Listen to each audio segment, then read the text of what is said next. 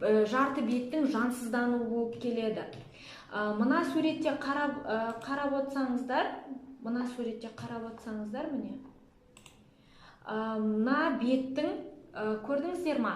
Мына беттің жартысы жансызданады, сосын науқастың сөйлеуі қиындайды.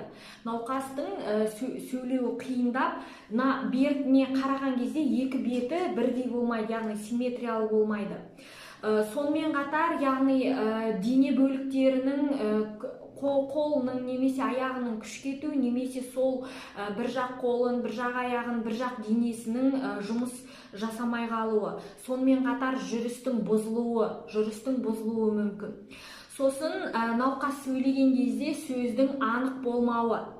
Сізге науқас сөйлегенде сіз түсінбеуіңіз мүмкін.